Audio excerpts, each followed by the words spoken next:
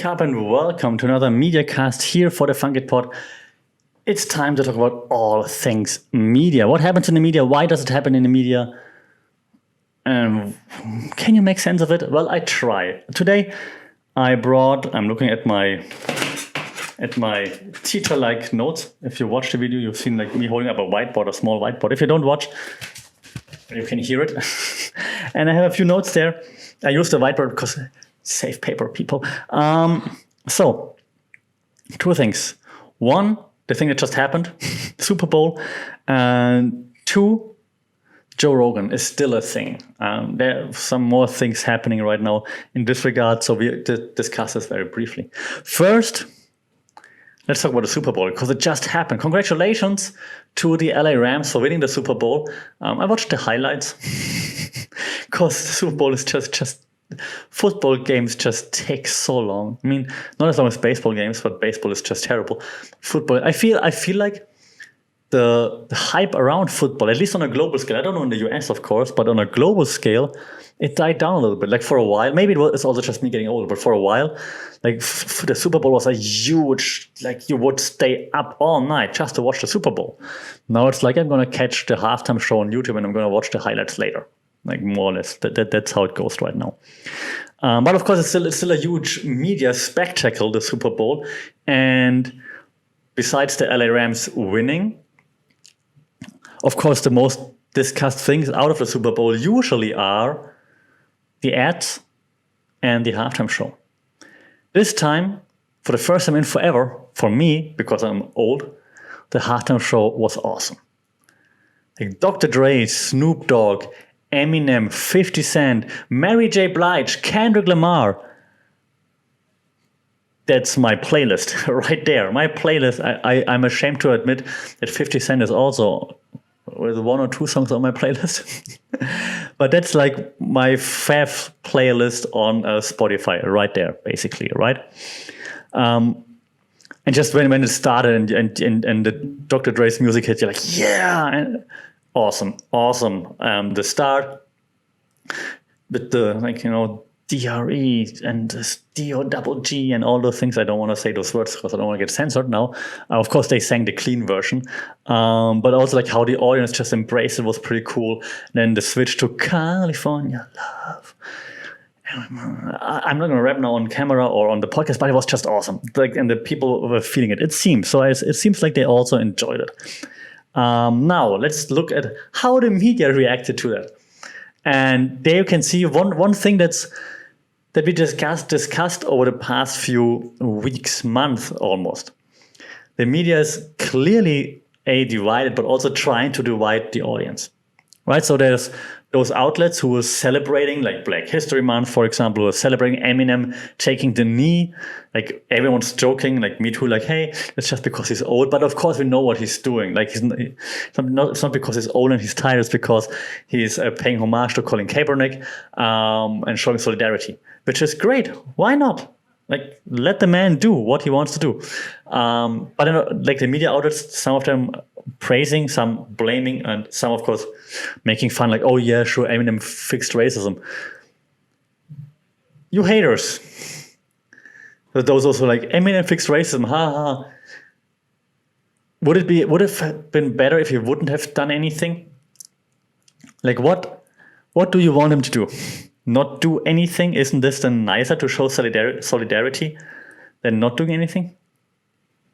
Just saying, just asking, but not here to discuss this. We're here to discuss like media reaction and what happened in the media. So, of course, one hand of the spectrum is like, yeah, awesome performance, cool, yeah, nice. Other end of the spectrum, like worst halftime show ever. There's this meme out there, like of people saying it's the worst halftime show ever, like all like middle-aged white men from Texas or whatnot, Arizona. I don't know the typical states in the US that you would throw in there in this case.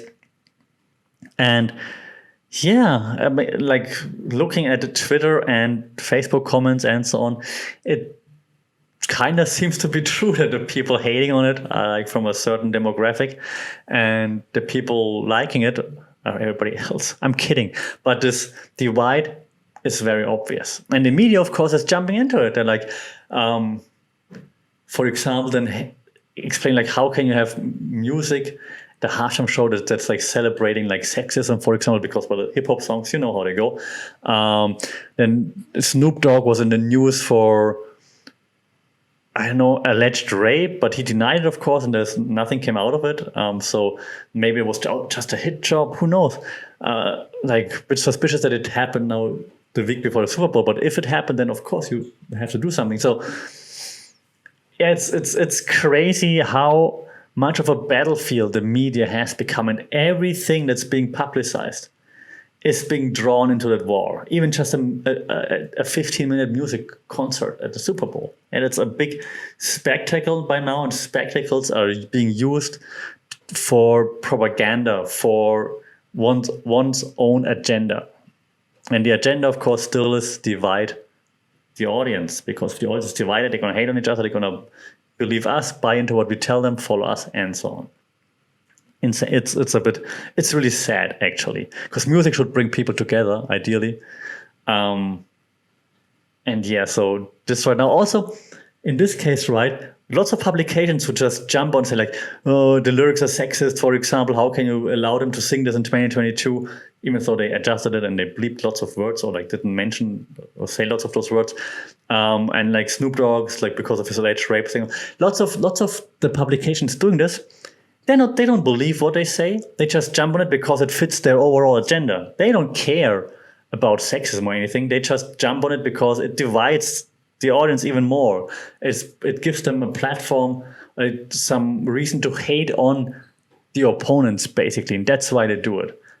Now, if someone who would support their cause would use the same lyrics, they wouldn't mind. And so this is like hypocrisy, like at its best, of course. And it's just so frustrating because it seems to work. And if you take a step back, you're like, yeah, I see what's happening. But for so many people, it's so hard to take a step back because they are in that bubble, right? So it's just so hard to, or they feel also, they feel welcome in the bubble because they're close friends, they think the same, they see the same, they share the same content, the same memes, the same stuff, and you're just in your bubble and you don't want to get out. Why would you want to leave the bubble if everyone agrees with you in the bubble, right? So it's just so frustrating to see that. And yeah, smooth transition to, oh no, before we transition, quick discussion, like 2 minutes about the Super Bowl commercials. This year must have been the lamest Super Bowl commercials in history. I don't know, I'm not sure if in history, but there was, I can't remember, I watched like lots of the commercials. There was none that was blowing me away. The worst one was the one with Pete Davidson, like, what the? So there's usually Super Bowl commercials are like, at least they're like 1, 2, 3, like that you say like, oh, there was lots of thought put into it, but now most of them are just corny, cheesy. Maybe everybody's scared to get canceled, and that's why no one's trying anything new anymore or like going for it. But oh my god, that was lame. And now I say something controversial. Has the cancel culture, the wokeness mob, turned advertising lame? I mean, not that advertising ever was super cool, but that was disappointing. Like there was, and Pete Davidson, dude, if edginess is your selling point, too cheesy, man, too cheesy. I'm just jealous, yeah, but still too cheesy. Okay, now let's transition less smoothly, but still transition to what's still happening with Joe Rogan. So Joe Rogan was actually also the commentator for the UFC, didn't commentate this past weekend's UFC event. According to the president of the UFC, it was on Joe Rogan's terms, so that he said there's a scheduling conflict, so he can't come. I think he just decided not to come because probably Disney, who owns ESPN, who presents, streams the UFC, probably had some issues with the events happening, and before they get into a conflict, I guess Joe Rogan said, hey, I'm not coming, I have a scheduling conflict, I can't come. So just to avoid all the trouble, I think, because I don't think he wants Even though he can handle the smoke, I don't think he wants it because he doesn't think there's need for it. And I mean, if you're as rich as Joe Rogan by now, you probably would feel the same. Like, I don't need all those issues. It's gonna just go. I'm gonna sit this one out. It's gonna blow over, and then we continue. What I found very interesting and pretty cool, though, was the guys from Breaking Point, in particular Saga and Jetty, did like a special on analyzing who's behind the hit job on Joe Rogan. Showing that there's like some super PACs involved there that were then so supporting the group that was circulating that N-word video that came out by Joe Rogan. And of course, they also edited it in a way, right? Of course, it's terrible what he said. Yeah, of course, he shouldn't have used the N-word even in context. Of course, he shouldn't have used the Planet of the Apes reference. But if you watch the video to the end, he's even saying it in the same video. He's saying like, oh, damn, that was stupid. I should not have said that, right? But of course, no one sees it because it's cut before and doesn't make it any better, but just shows you how those different sides go about if they want you to believe one thing. If they want to show you one angle, they just cut it and they package it in a way that it sounds terrible. Now, this group apparently is sponsored by like a Democratic, I believe, super PAC that, of course, doesn't like this guy with like controversial points of view having that much of an audience. Problem is, of course, as well, that they don't understand that the media landscape has changed. And it's not that easy to cancel people anymore, especially if they have such a reach, right? You're trying to make him radioactive, but if he doesn't have actual corpses lying in his basement, is that just a German saying? I'm not sure. So if he doesn't have any bodies in the basement, then what you're going to do? If he does have, yes, you can cancel him, of course. You're going to dig it up and then cancel him. But if he doesn't, and if this, what you have right now, is like the worst thing you have on him, next week something about sexism, I'm sure. But if that's the worst thing you have on him, then he doesn't need to be that scared. And his audience is like, yeah, sucks, but he apologized for it. So what you gonna do next? You can see even The Rock, the most famous actor in the world, right? He was first supporting Joe Rogan. Then he took his support back because someone on Twitter got mad at him. And now people hating on The Rock, like, man, you can't just backtrack on supporting your friend. Like, what the hell, man? Like, huh? Why would you do that? No. And so even The Rock, the super famous Rock, is getting some backlash now from some of the audience members in the media, which shows you just how powerful also independent media can be by now, which, again, as someone who works in the media and who talks about the media, I find super fascinating. Because, of course, a few years ago, that might still have worked. But now it's much harder to cancel people like, for example, Joe Rogan. Again, I'm obviously not for canceling him, but like from afar, just watching how they try and fail is kind of hilarious. It's kind of funny. It's kind of like, okay, what's going to happen next? And you've probably seen it, like Andrew Schultz from Flagrant 2 podcast. He's been on Joe Rogan, I think 2 or 3 years ago, and he said, like, that's exactly what's going to happen. If the mass media, the mainstream media doesn't like you, they're going to try to make you radioactive so that then people don't want to associate with yourself anymore. Now, of course, it's a problem because now the Democrats, the left-leaning audience, makes Joe Rogan radioactive so that no left-wing politician wants to come on the show anymore because they don't want to be associated with him. And of course, then Joe has to talk to more right-wing people because those are the ones who are coming on the podcast. And then people are going to say, like, see, he's right-wing.